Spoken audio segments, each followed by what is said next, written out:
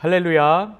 2025년 6월 11일 수요일입니다. 오늘도 새벽을 깨워 예배 자리로 나오신 모든 성도님들을 예수님의 이름으로 환영하고 축복합니다.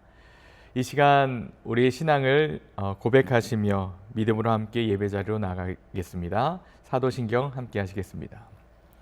나는 전능하신 아버지 하나님 천지 창조주를 믿습니다.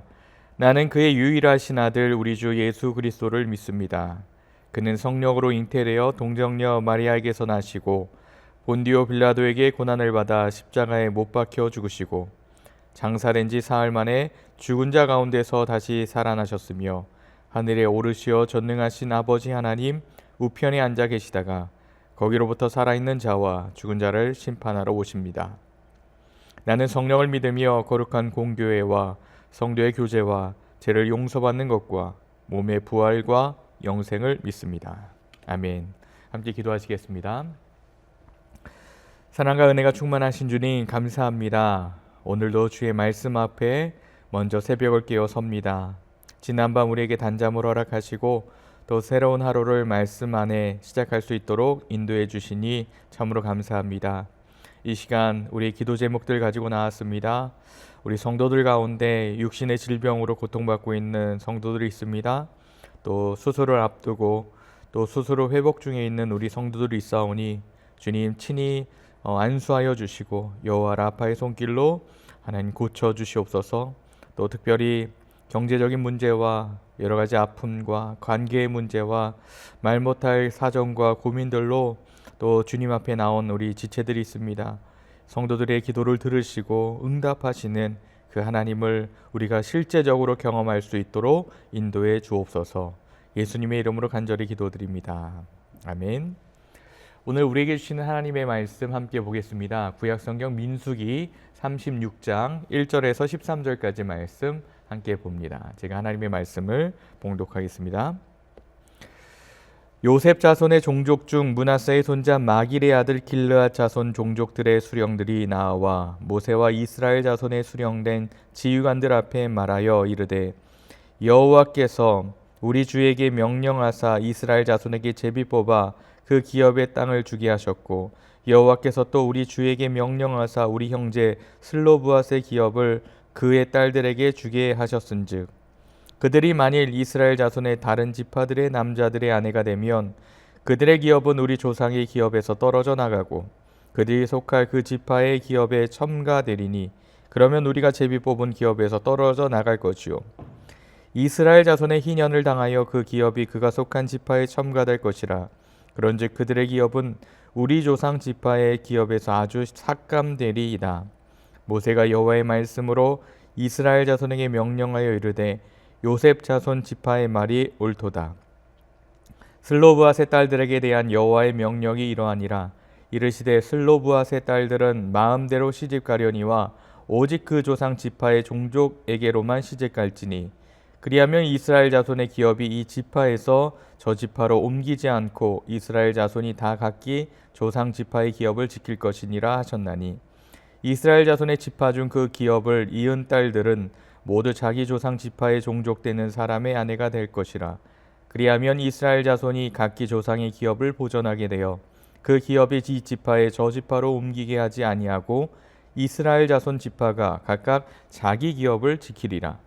슬로브앗의 딸들이 여호와께서 모세에게 명령하신 대로 행하니라. 슬로브앗의 딸 말라와 디르사와 호글라와 밀가와 노아가 다 그들의 숙부의 아들들의 아내가 되니라. 그들이 요셉의 아들 므낫세 자손의 종족 사람의 아내가 되었으므로 그들의 종족 지파에 그들의 기업이 남아 있었더라. 이는 여리고 맞은편 요단가 모압 평지에서 여호와께서 모세를 통하여 이스라엘 자손에게 명령하신 계명과 규례니라. 아멘. 이것은 하나님 말씀입니다. 오늘 하루도 살아서 역사하시는 성령님께서 우리의 삶에 깊이 간섭하기를 간절히 축원합니다. 그리하여서 선하신 길로 이끄시며 인도해 나가시기를 예수님의 이름으로 간절히 축복합니다. 오늘 말씀의 제목은 하나님의 약속을 지키는 믿음이라는 제목으로 잠시 말씀을 여러분과 함께 나누고자 합니다. 사랑하는 성도 여러분, 오늘 본문은요 민수기의 마지막 장입니다. 아마 이 본문을 읽으면 별거 아닌 이야기처럼 그렇게 보일 수 있습니다. 바로 결혼과 상속에 대한 그런 이야기가 나타나고 있는데요. 그런데 이 짧은 본문이 왜 성경의 한 장을 차지할까? 그것도 민수기의 마지막 36장의 결론으로서 말이죠. 여러분, 하나님은 우리가 어떻게 살아가는가의 문제에만 관심을 가지시는 분이 아니라는 겁니다. 이는 다시 말하면 하나님은 우리가 그 약속을 어떻게 지켜가는가에도 깊은 관심을 가지시는 분이시라는 거예요. 어떻게 살아가는가, 또 그 약속을 어떻게 지키는가, 구체적으로 우리에게 관심이 참 많으신 분이시라는 거죠. 오늘 본문은 이 슬로브앗의 딸들 이야기의 후속작입니다. 민수기 27장에 보면 이 슬로브앗의 5딸은 아버지가 아들이 없이 죽었기 때문에 땅을 상속받을 수 없다는 그런 관습이 나오죠.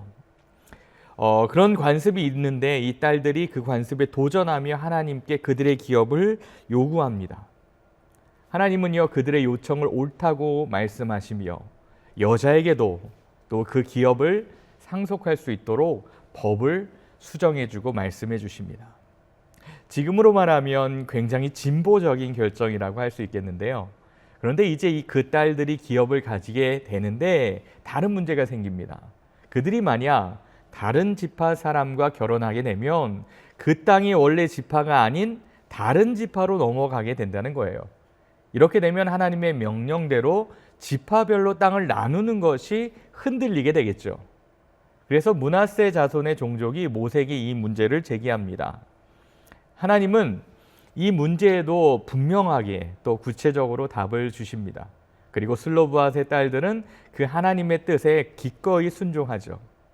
이처럼 하나님의 약속을 지키는 방식에 대해서 아주 실질적이고 구체적인 순종의 모델을 보여주기 때문에 신앙의 여정을 마무리하는 우리에게 꼭 필요한 교훈을 담고 있지 않나 저는 생각을 해봅니다. 마지막 부분이 하나님의 말씀을 실천하고 적용하는데 우리가 어떻게 구체적으로 그 교훈을 담아낼 수 있을까라는 결론인 것이죠. 바로 이 므낫세 자손이 모세에게 와서 질문합니다. 우리 함께 볼까요? 2절에서 오늘 읽었던 2절에서 4절까지의 말씀을 함께 보겠습니다.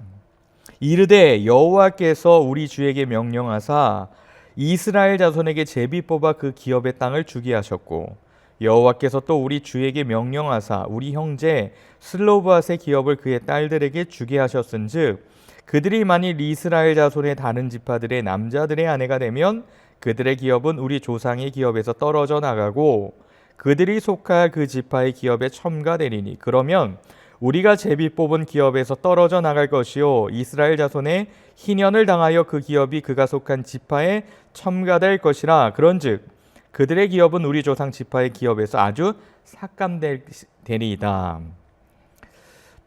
쉽게 말하면 이거죠. 만일 그들이 이스라엘 자손의 다른 지파에게 시집가면 그 기업이 줄 것 아닙니까? 라는 겁니다. 이건 단지 재산의 문제가 아닙니다. 하나님 명령하신 그 질서와 약속의 보존에 대한 문제거든요. 그런데 하나님은 이 모세에게 이렇게 통해 말씀하십니다. 5절에서 9절인데요. 제가 읽어드리겠습니다. 성경을 함께 보시며 따라오시면 좋겠습니다. 모세가 여호와의 말씀으로 이스라엘 자손에게 명령하여 이르되 요셉 자손 지파의 말이 옳도다. 슬로브앗의 딸들에게 대한 여호와의 명령이 이러하니라.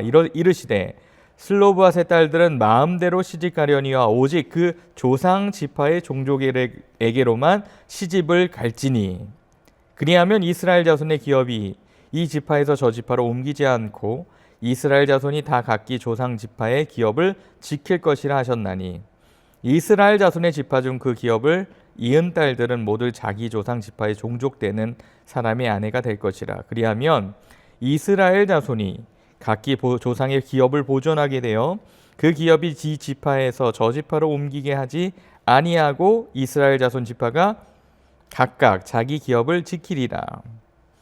이게 어떻습니까? 하나님께서 주신 기업이 지속되고 보존되도록 하기 위한 지혜롭고 현명한 그런 명령 아니겠습니까? 이것은 단순히 혈통의 순수성을 넘어서서 하나님의 약속이 이 세대를 거쳐서 지켜지도록 하기 위한 구조적인 보호 조치였습니다. 이 슬로브앗의 딸들은요, 여호와의 명령대로 그렇게 순종합니다. 10절에서 12절인데요. 한 번 더 읽겠습니다. 모세가 여호와의 말씀으로 이스라엘 자손에게 명령하여 이르되 요셉 자손 지파의 말이 옳다. 슬로브앗의 딸들에게 대한 여호와의 명령이 이러하니 슬로브앗의 딸들은 마음대로 시적가려니와 오직 그 조상의 지파에서 저 지파로 옮기지 않고 이스라엘 자손이 다 각기 조상 지파의 기업을 지킬 것이라 하였다. 슬로브앗의 딸 말라와 디르사와 호글라와 밀가와 노아와 다 그들의 숙부의 아들들의 아내가 되었다. 12절입니다. 그들이 요셉의 아들 므낫세 자손의 종족 사람의 아내가 되었으므로 그들의 종족 지파에 그들의 기업이 남아 있었더라. 그들의 개인의 선택보다 하나님의 말씀과 공동체 유익을 선택했다는 얘기입니다. 바로 하나님의 약속은요, 구조 속에서 일어납니다. 그래서 지켜지게끔 하십니다. 또 하나님의 약속은 세대를 통해 전달하게 하십니다. 하나님께서요, 아브라함에게 주신 그 약속, 창세기 12장에 주셨던 약속, 그 한 사람에게서 끝내지 않으시고 그 후손들, 그들의 후손의 후손들까지 이어가시는 겁니다. 그렇기 때문에 땅은 그저 부동산이 아니라 약속의 상징이었습니다. 그래서 하나님은요, 그 땅이 다른 지파로 옮겨가지 않도록 제비 꽂고 분배하고 그 분배를 지키도록 법도 세우셨던 거죠. 그리고 이 믿음은요, 순종으로 증명되는 것이었습니다. 슬로브앗의 딸들이 자신의 권리를 주장할 줄 알았습니다. 또 그 권리를 하나님의 뜻 안에서 순종했다라는 겁니다. 이 두 가지가요, 균형을 이루는 것이 건강한 신앙입니다. 다시 말해서 권리만 주장하면요, 자아가 우상이 됩니다. 또 순종만 강조하면 율법주의로 빠질 수 있습니다. 그런데 하나님 안에서 이 권리와 하나님의 질서에 대한 순종은 같이 가야 된다는 거예요. 이 두 날개를 잘 지켰다는 거죠. 그리고 이 믿음은 공동체 안에서 실현액이 돼야 되는데요, 바로 교회를 말합니다. 슬로브앗의 딸들은 개인의 결정보다 공동체의 유익을 선택합니다. 제가 한 이야기를 하나 들려드리겠습니다. 제가 아는 청년이 하나 있습니다. 그가 몇 해 전에 아마 10년 가까이 돼가는 것 같습니다. 좋은 대학에서 또 좋은 전공을 택하고 누구보다도 성실하게 공부를 마쳤습니다. 그런데 졸업 후에 자신이 원하는 회사가 아니라 선교단체에 지원을 하는 겁니다. 주변에서는 말렸습니다. 왜 굳이 그런 길을 가느냐고. 너는 하나님께서 더 큰 일로 하나님 너를 그렇게 쓰실 거야 라고 하는 주변의 이야기들이 많았습니다. 아마 그 선교사의 길을 만류하는 거겠죠. 그 청년이 근데 이렇게 이야기합니다. 하나님이 기뻐하시는 길이라면 그 길이 내게 가장 크고 복된 길입니다. 그리고 지금 하나님이 쓰시겠다고 하면 제가 가겠습니다라는 거예요. 그래서 이 청년은 지금요, 이 캄보디아에서 청소년들을 가르치며 선교 사역을 하고 있습니다. 이 청년의 삶은 아마 공부도 잘했고 또 잘생겼고 또 그 미래가 창창한 대로로 열려 있었을 텐데, 이 청년의 삶이 캄보디아로 가면서 쉽지 않지만 그 얼굴과 눈빛은요, 누구보다도 맑고 뜨거운 열정을 갖고 있었습니다. 우리가 사는 현대 사회는 개인의 자유와 자율성을 극대화하죠. 그런데요, 성경은 말합니다. 공동체의 질서와 유익을 함께 고려하라고 말씀합니다. 하나님의 약속을 지키는 방식에 대한 아주 실질적이고 구체적인 순종의 모델을 보여주기 위해서 아마도 민수기 마지막 장에서 바로 이 본문을 기록하시며 우리의 삶에 꼭 필요한 교훈을 주시는 것 같습니다. 하나님이 그렇다면 내게 주신 기업이 무엇일까요, 여러분? 아마 그게 사역일 수도 있고 자연여일 수도 있고 또 우리 주신 은사나 재능일 수도 있습니다. 그 사업 터전일 수 있습니다. 그렇다면 여러분 그 기업을 믿음으로 잘 지켜가고 계십니까?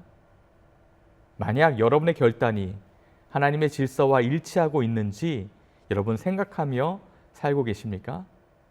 여러분이 지금 하려는 선택과 예를 들면요, 진로와 결혼과 또 재정 사용이든 우선순위의 결정들을 할 때 하나님의 말씀과 공동체의 원칙에 부합하고 있는지 여러분 한번 물어보십시오. 여러분은 공동체를 위한 믿음을 가지고 함께 진행해 나갈 수 있기를 바랍니다. 하나님은요, 하나님의 뜻이 무엇입니까? 하나님의 뜻이 무엇인지 도저히 알 수 없습니다. 알려주세요. 제가 알려드릴게요. 어떠한 선택을 하든지 간에 개인의 이익과 공동체의 두 가지의 날개를 여러분이 보시면서 균형을 맞추실 수 있기를 바랍니다. 말씀을 마무리하고자 합니다. 오늘 13절에 보면요, 이렇게 말합니다. 이는 여리고 맞은편 요단가 모압 평지에서 여호와께서 모세를 통하여 이스라엘 자손에게 명령하신 계명과 규례다. 이 문장으로 민수기가 끝나는데요, 우리가 익숙한 그런 감동적인 결론은 아닙니다. 어떤 마지막이 행복하고 뭔가 극적인 그런 마지막 마무리는 아니지만 하나님께서는 우리에게 그걸 약속하시는 것 같습니다. 말씀하시는 것 같습니다. 명령하신 계명과 규례를 이 모세를 통하여 이스라엘 자손들에게 말씀하시고자 하는 것. 이 이스라엘의 마지막 다음 세대까지, 후손의 후손까지 끝까지 약속하시는 하나님의 말씀임을 오늘 이 민수기 마지막 장에서 우리에게 말씀해 주고 있는 것 같습니다. 하지만 이 말씀으로 저는 함께 여러분들과 말씀을 마무리하고자 하는데요, 하나님의 말씀은, 그 말씀은 끝나는 데까지 지켜져야 한다. 이것이 우리의 신앙의 결론이 아닐까 생각을 해봅니다. 사랑하는 동양성교교회 성도 여러분, 우리는 각자의 삶 속에서 하나님의 약속을 붙들고 있습니다. 그렇게 살고 계시죠? 그 약속을 그렇다면 내 방식대로 붙들고 있는지, 하나님의 질서 안에서 지켜내고 있는지를 예수님께 한번 다시 한번 물으십시오. 말씀 안에 물으십시오. 오늘 슬로바앗의 딸들처럼 조용한 순종으로, 그렇지만 권리를 쟁취하면서 하나님의 약속을 이어나가는 사람들이 되기를 예수님으로 축복합니다. 믿음은요, 큰 목소리가 아니라 작은 발걸음 안에 있음을 여러분 꼭 기억하십시오. 오늘도 그 한 걸음을 내딛는 새벽 되기를 간절히 소원합니다. 함께 기도하겠습니다. 사랑과 진리의 하나님, 이 새벽에도 말씀으로 우리를 일깨워 주시니 감사합니다. 오늘 민수기 마지막 장을 통해서 하나님께서 주신 약속을 어떻게 지키며 살아야 하는지를 배우게 하시니 더욱더 감사합니다. 주님, 우리도 슬로브앗의 딸들처럼 말없이 그러나 온전히 주님의 뜻에 순종하는 자 되며 내 뜻보다 주님의 질서를 따르고 나의 유익보다 공동체 유익을 먼저 생각하는 믿음을 우리에게 허락하여 주옵소서.